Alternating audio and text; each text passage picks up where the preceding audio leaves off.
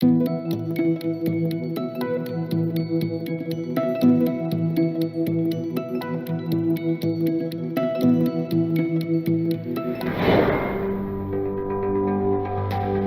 emision mundësohet nga ISP Broadcast. Mirëmbrëma, shikues të nderuar të televizionit Arbëria, mirë se erdhët në emisionin rast në emisionin Bolt. Tani më fushata zgjedhore është në përfundim e sipër, ka mbetur vetëm edhe një ditë deri të dielën që të drejtohen qytetarët kutive të votimit për të zgjedhur udhëheqësit e komunave dhe asamblejësit në nivele komunale. Për të diskutuar lidhur me fushatën zgjedhore dhe pritjet që do të kenë në zgjedhjet e 12 tetorit, kemi të ftuar njohuesin e pushtetit lokal, zotri Muhamet Bityqi. Përshëndetje zoti Bityqi, faleminderit që gjetët kohë të jeni pjesë e televizionit Arbëria. Përshëndetje, faleminderit shumë për ftesën, kënaqësi. Si e keni parë fushatën zgjedhore një mujore në nivel vend?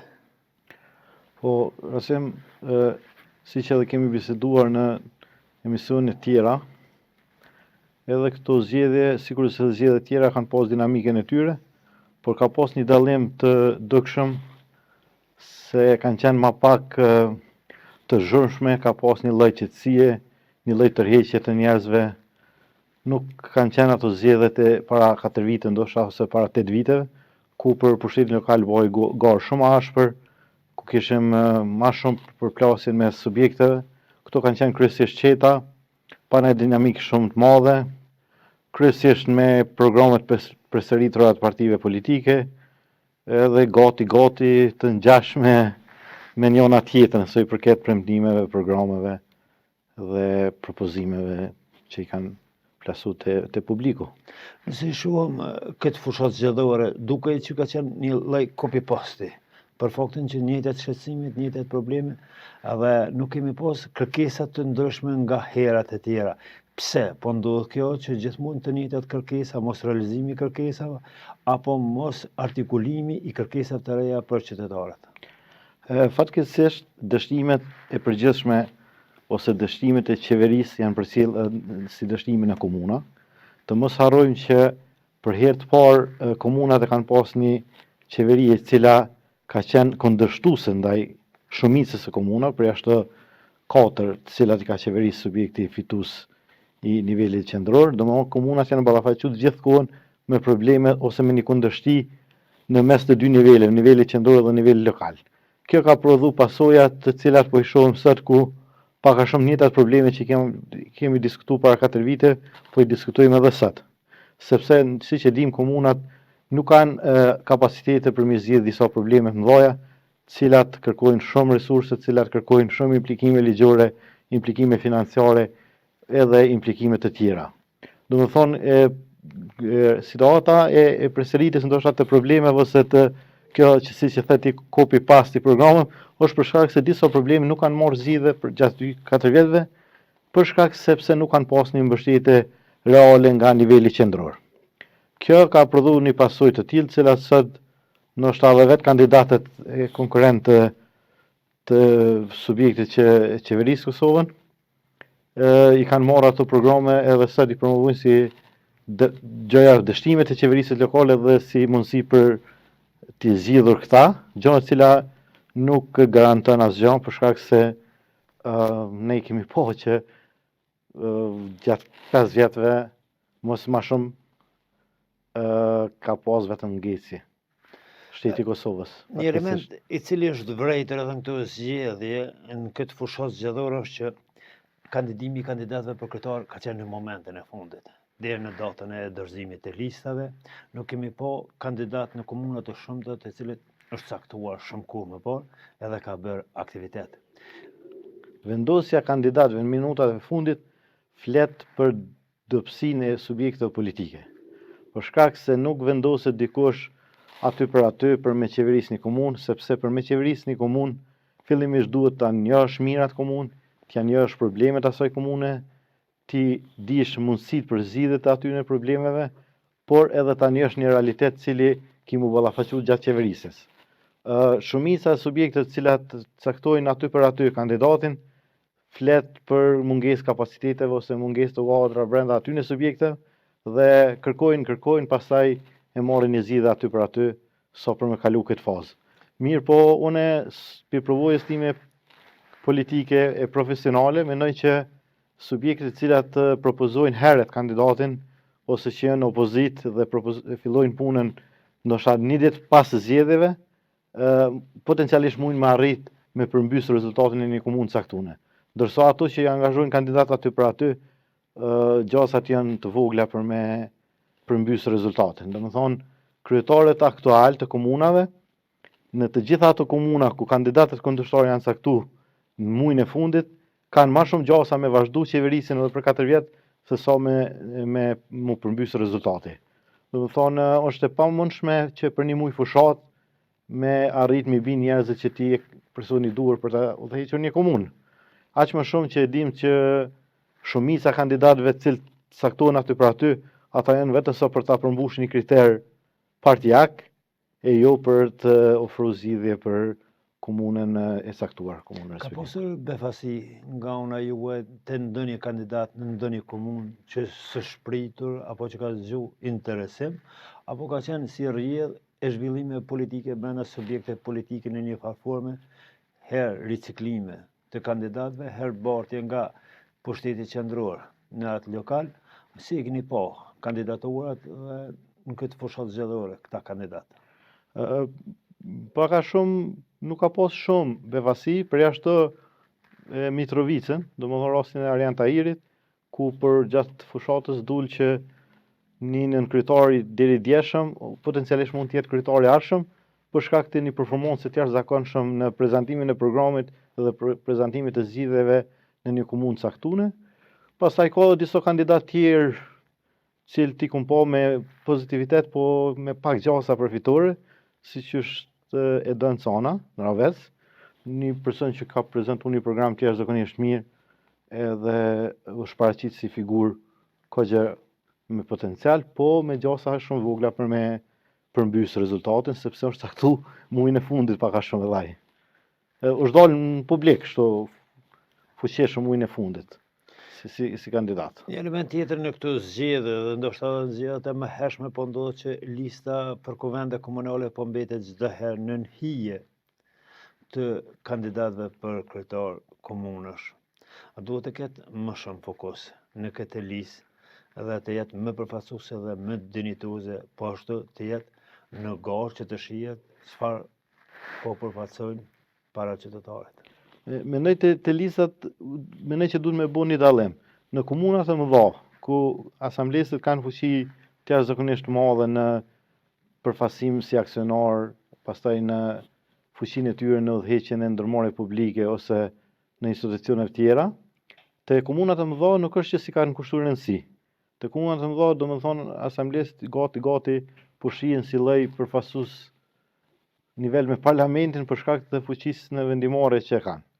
Ndërsa në komunat e vogla vazhdon me qenë një trend i përfaqësimit lagjeve, fshatrave ose lokaliteteve të caktune, po jo në përfaqësim shumë i fuqishëm politik për asamble.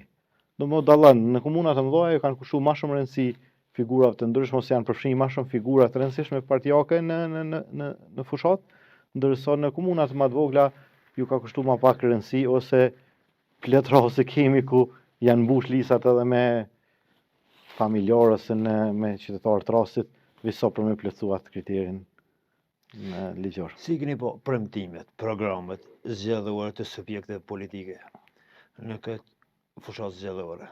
Ka pasur programet konkrete të realizueshme, programet e cilat mbartin në vete peshën e pushtetit lokal, nevojat dhe kërkesat e qytetarëve, apo kanë qenë vetëm një farë lloj përfaqësimi si program edhe asgjë konkrete? Programet në disa komuna janë jashtëzakonisht përfaqësuese ose propozojnë zgjidhje, nuk ishna me hedh poshtë. Mirë po, cili do program, sa do programe që t'jeti mirë, nëse s'ka vullnet për implementim, nëse s'ki kuadra, nëse s'ki resurse për me që përpara atë program, është problematik. Po, kryesisht është folë për probleme bazike. Domethënë nuk pa ndaj kandidat që flet për arkitekturën, për pamjen të qyteteve, për strukturën e arkitektonike, për një urbanizim të nivelit tjetër, për një vizion ekonomik për disa zgjidhje konkrete sa i përket planifikimit. Domethënë, fatkeqësisht Kosova ballafaqohet me ikje të madhe të popullsisë, po shumë pak është diskutu këto probleme demografike. Domethënë se na e dim urbanistika, arkitektura e ndikon jetën tonë, ndeshëm ose s'deshëm. Na kemi u kon ata çfarë jemi edhe në atë organizimin tonë si qytet, si komunitet. E nuk pa kështu një vizion shumë të qartësuar se ku e shohin qytetin në 4 vjet ashme. Pastaj kanë shpeshherë japin shumë, si të themi, shumë me vetbesim të madh propozime të tyne ose një farlloj megalomanie në paraqitje, derisa ti duhet qartësisht i dish kompetencat e tua si kryetar, fuqinë tone financiare për 4 vjet, por edhe implikime tjera, sepse na kemi me gjithë vullnetin e ndonjë kryetarit, ka pas pengesa për implementim të disa projekteve nga niveli qendror. Domethënë duhet na si shoqëni fillimisht duhet mu pajtu me synimet tona çfarë po dojmë, ku dëshirojmë të shkojmë, si të shkojmë, edhe me një farë mënyrë ta shohim të gjithë në interes një vizion për mu implementu diçka, qoftë në nivel komunal, qoftë në nivel përgjithshëm. Po nëse vazhdojnë këto rivalitete, nëse vazhdojnë këto hatërmbetjet, jo s'më keni mbështet mjaftueshëm ta shohim se qeverisë ju financojnë mjaftueshëm. Këto probleme pastaj e prodhojnë një zinxhir, të cilin në fund e vujnë qytetarët, sepse qytetarët po largohen nga vendi si rezultati i mungesave të jetës dinjitoze. Një element që është vrejt në fushatën zgjedhore dhe që ka qenë bukur interesante dhe publikisht, partitë që kanë qenë pushtet, këto 4 komuna, në mbështetje të kandidatëve për kryetar, nga kryetari i partisë, haptas, deklaron që nëse votoni këta, ne do të mbështesim me këto projekte. Ndërsa në partitë të cilat kanë qenë pjesë e partive opozitare në komunat, kërkoj falje, janë deklaruar shpeshherë që nuk na kanë ndihmuar. Si e keni pa këtë komunikim, ku haptas del institucionet qendrore, qeveria, që thotë nëse voton një kandidat të subjektit tim, ne do të bëjmë projekte. Qytetarët e Kosovës paguajnë taksa dhe shteti jeton prej taksa, prej dogana, prej tyra që krijojnë si energji qytetarët e Kosovës. Nëse kush do qoftë, i kush zën qytetarët, se nëse bëni këto, do ta bëj këto, atëherë hime një cikël shumë të rrezikshëm. Kjo ka qenë publike jo demokratik. Domethënë fatkeqësisht si praktika në jo vetëm në shtetet të dështuara ose në shtete me probleme të theksuar të demokracisë dhe të drejtësisë. Qeveria ka për obligim me çu përpara projektet të nivelit qendror, të cilat kanë lidhje direkte dhe indirekte me pushtetin lokal.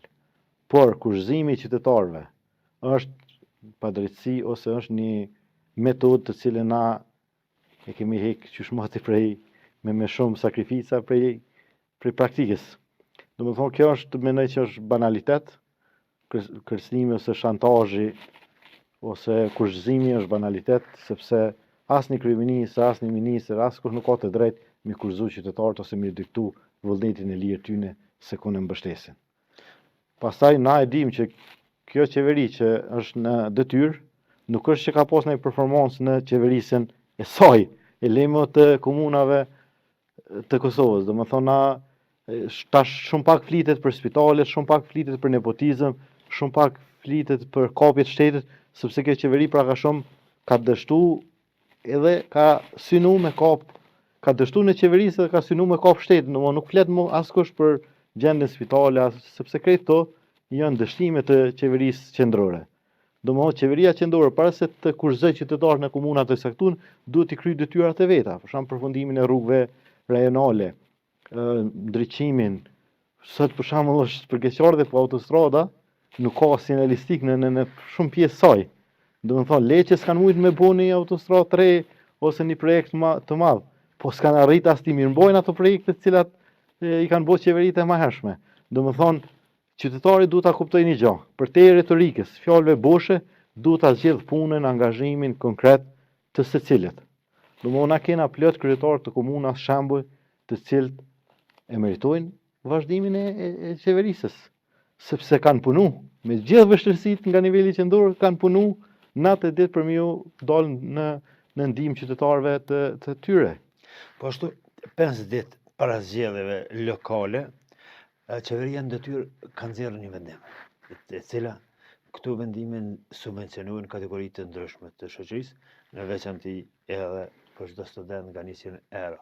Po ashtu edhe tek subvencionimi i rrymës të disa kategori dhe vendimet e tjera. Si e keni parë këtë vendim të një qeverie në detyrë 5 ditë para zgjedhjeve lokale? Kosova rasim ka nevojë për zhvillim, ka nevojë për projekte të mëdha, ka nevojë për projekte energjetike të cilat i duhen sikurse ujit shkretirës.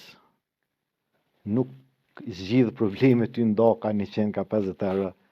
Ato zgjidh probleme për dëmojt tetor. Kjo që ka bu qeveria me vendimin e fundit është një lloj tendence për ta blerë votën e njerëzve hallegji, ndoshta.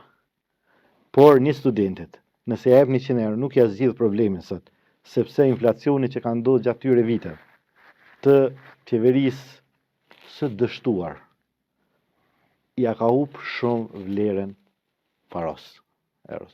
Sot me 100 euro qytetari i Kosovës blen shumë pak sene, të cilat ka mund me blerë para 5, 6 ose 7 viteve.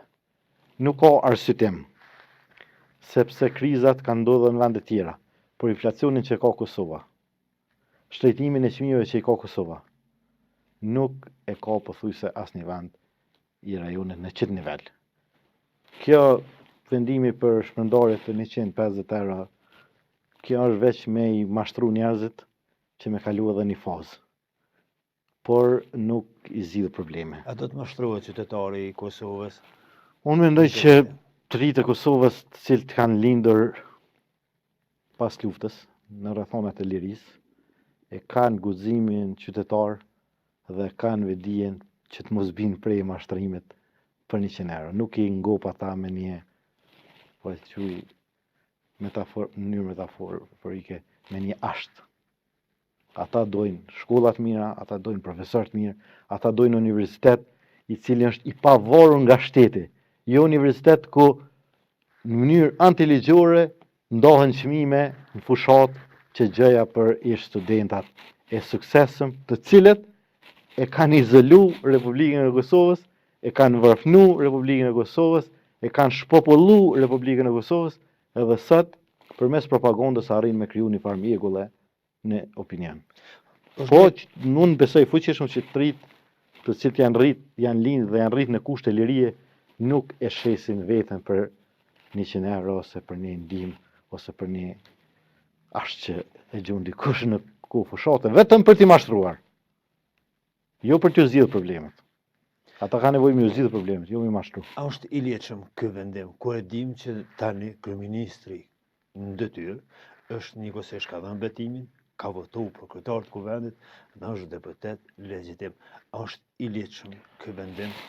Qeveria në subjektet e tjera politike. Qeveria në detyrë nuk është njoft për respektim të ligjit të kushtetutës. Është njoft për shkelje të ligjeve të shkelje të kushtetutës. Këtë mandatin e ka shkelje. Domethënë ky vendim sigurisht këtë vendime tjera janë gjatë frym, fatkeqësisht. Nuk kishna dashur me thon këto, nuk kishna dashur me ndodh këtu në vendin tonë, por fatkeqësisht po ndodh. Kemi një qeveri që e shkel ligjin, që i shpërfill norma demokratike, që i shkatron institucionet e pavarura, sikur rasti me auditorin gjeneral që po përdoret për fushat, dhe raportet e tij që gjëja X komuna ose X institucioni pas ka pas shkelje, domethënë këta po i shkatrojnë institucionet për t'i dominuar dhe për t'i keq përdorur mënyrën që e kanë keq përdorur auditorin gjeneral, që mendoj është shumë e rëndësishme, sepse për herë të parë përfshirje në fushat të auditorit gjeneral e kemi pa në zgjedhjet lokale, sa mbaj mendon. Muhamet, e kthehëm te gara zgjedhore për 12 tetor. Si është një gara në Prishtinë? Ndalëm me disa qendra ku mendoj që do të jetë më interesante. Po, kjo që po shihet në Prishtinë është një garë mes 3 subjekteve kryesore. Ka gara shumë interesante. Kemi 3 kandidat, 2 kandidat që kanë dalë pak a shumë vetëm gjatë fushatës. Njoni ka qenë edhe ish kandidat, por që ka pasivizu aktivitetin për 4 vjetë dhe është reaktivizu tash. Edhe kemi kryetarin aktual, zotin Përparim Roma, i cili kërkon vazhdimsinë e projekteve të cilat i ka promovu edhe në zgjedhjet e kaluara, po të cilat edhe realisht i ka ardhur koha për me konkretizu dhe implementu, edhe pse po e them se edhe Prishtina, sigurisht edhe komuna tjera, e ka pas fatin e keq sepse e ka pas në vend se ta ketë mbështetje qeverinë, e ka pas pengesë qeverinë në shumicën e projekteve. Do të thonë ka pas një garë mes punës dhe pengesës së punës. Edhe kjo mendoj që i ka kushtuar më shumë të qytetarit Prishtinës, edhe nëse qytetari gjikon të drejt, besoj që ka më ndëshku qeverinë në zgjedhjet lokale për shkak pengesave ose për shkak dështimeve që i ka bënë në plot projekte. E tha gjatë bisedës që ka qenë një fushat e qetë. A janë ruajtur kandidatët për kryetar në komunën e Prishtinës punës së balotazhit gjatë komunikimit mes njëri tjetër? Kanë qenë akuzat, mesazat të normales, po çdo herë duke menduar që kush po hyn balotazh dhe kë do ta përfiton. Keni pa këtë? Mendoj që më shumë se sa një politik për balotazh, u ka një kulturë politike të cila shumë kandidatë kanë pas si favorite, për shkak se kritika ose acarimi ose polarizimin e kohët fushatës shpesh herë po ndodh që puena negativ për kandidatët. Do të thonë është orientu fushatat e programet të një farë lloj pozitiviteti, një farë energjie tjetër. Do të thonë nuk kanë zgjedhur me bë kritikë ose me bë betejën opozitare gjatë fushatës. Realisht unë e mendoj personalisht që beteja opozitare bëhet gjatë krejt mandatit, ndërsa fushata duhet të ishte prezantimi i programeve, prezantimi i kandidatëve, prezantimi i ekipes cila ka me implementu një vizion caktuar për një qytet. Prishtina duket që do të ketë ballotazh. Kë shihni në ballotazh? Prishtina do të ketë ballotazh sigurisht për shkak të plot specifikave. Ajo që më thonë është që kryetari aktual do të jetë pjesë e ballotazhit.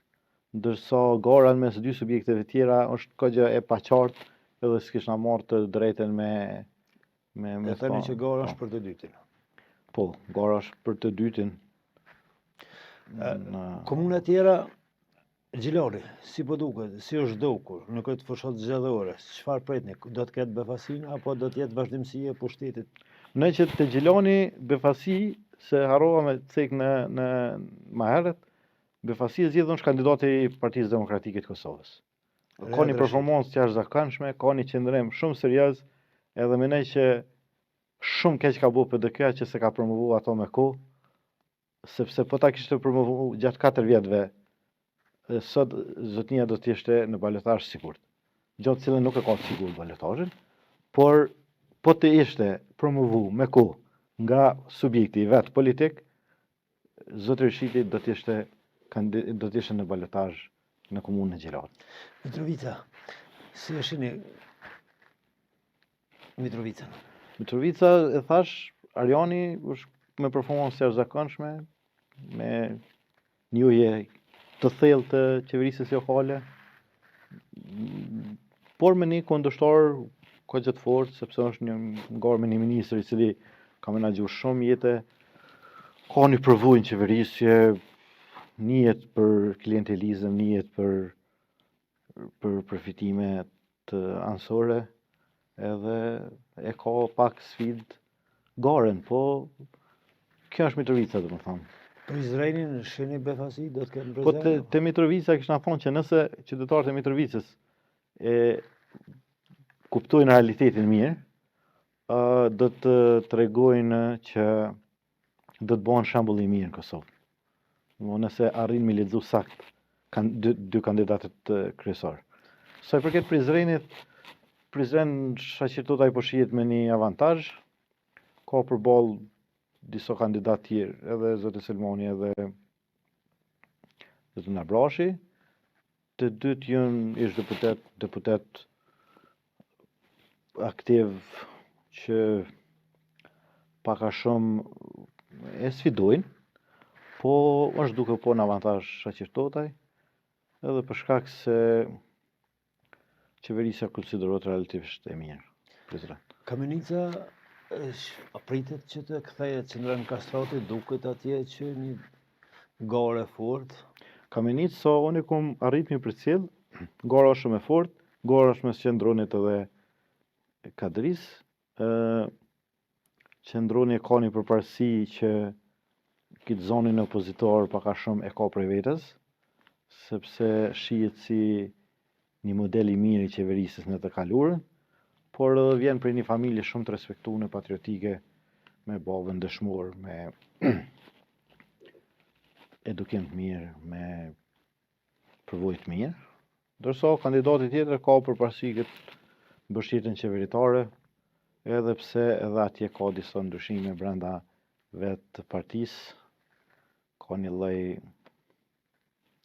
përqarje në thojza, e cila mund t'i kushtoj Kadris me humbjet mandatit. Edhe pse gara është e fortë, domethënë Kamenica është gara fort. Si shihni duket gara fort edhe në Lipjan edhe në Klin. Duket se keni pa këto dy komuna do të ketë ndryshim edhe pse janë riaktivizu figura të Partisë Demokratike. Në Klin mendoj që gjasat janë për me ndryshu situata, për shkak se zoti Sakol Bashota njihet për përvojën e tij, njihet për fuqinë e tij politike. Edhe Partia Demokratike ka pas një shrirë edhe një bazë të mirë në Klin, ndërsa Telipjani me gjithë interesimin për me përmbys rezultatin, në që zotri Imre Ahmeti fiton prapë.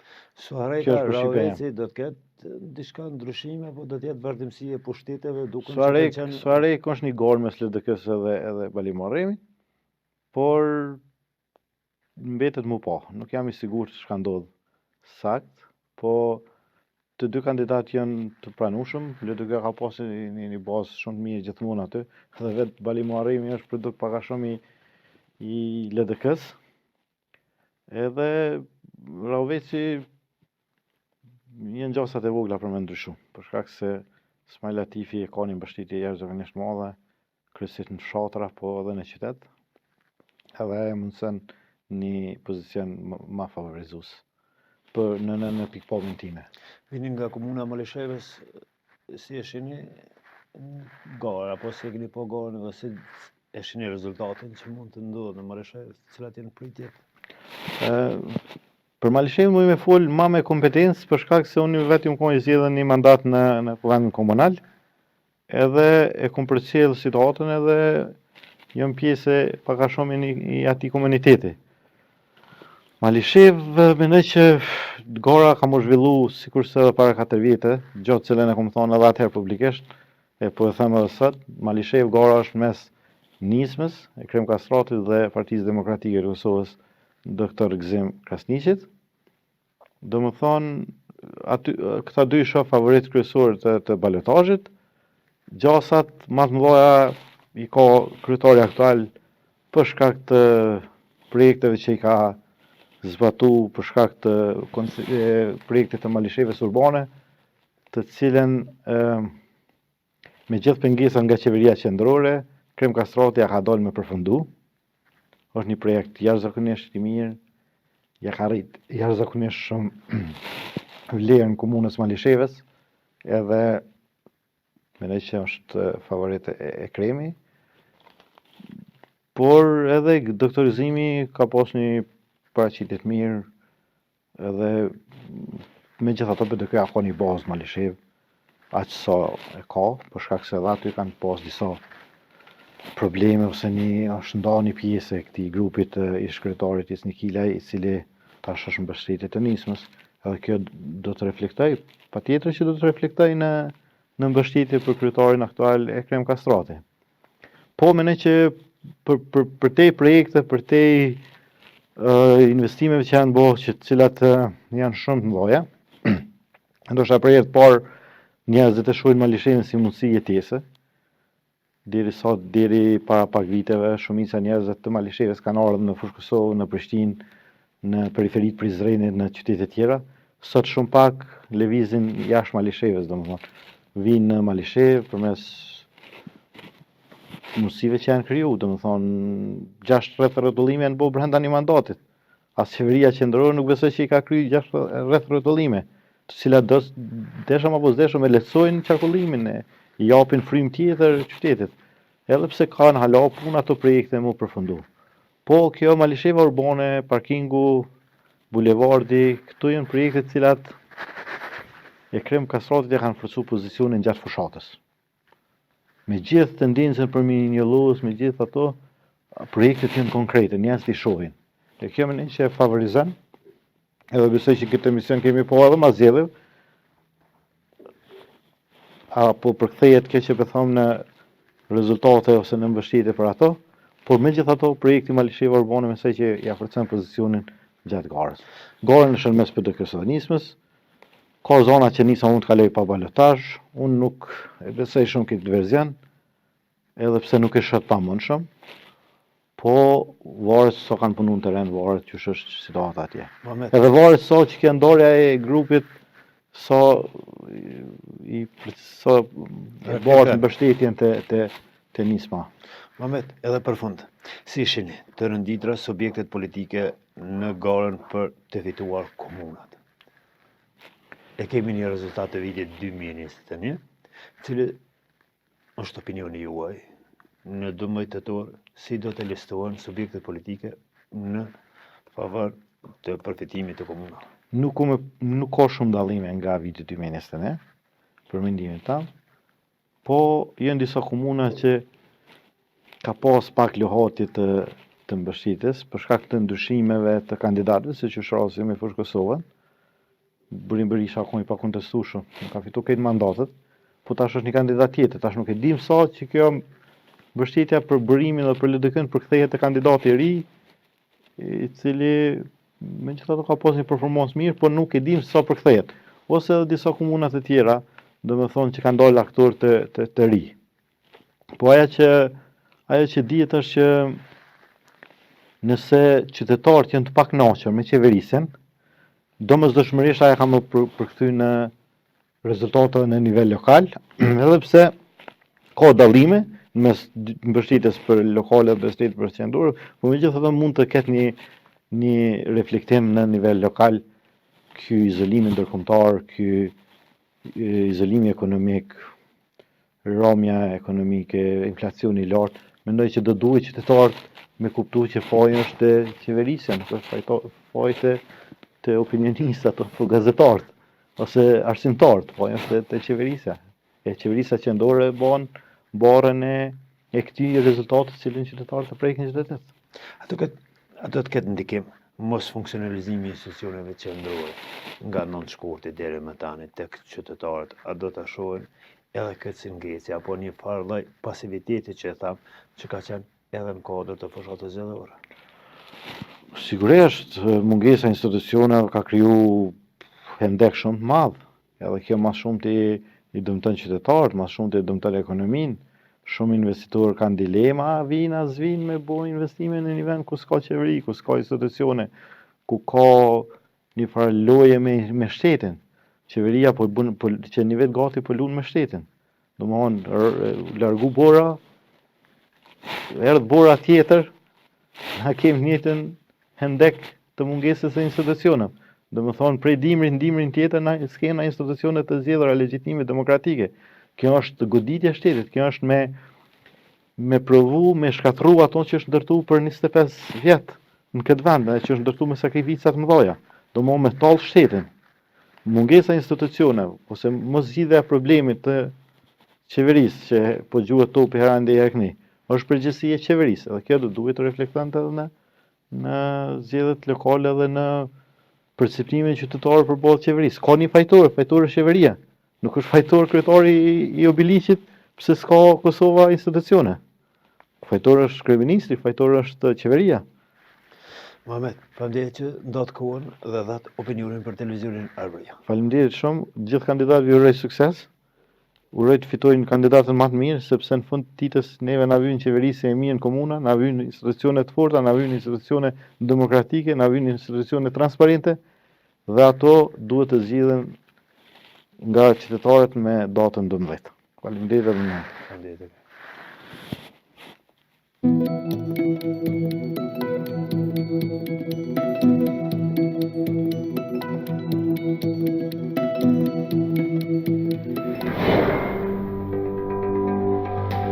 Ky emision mundësohet nga ISP Broadcast.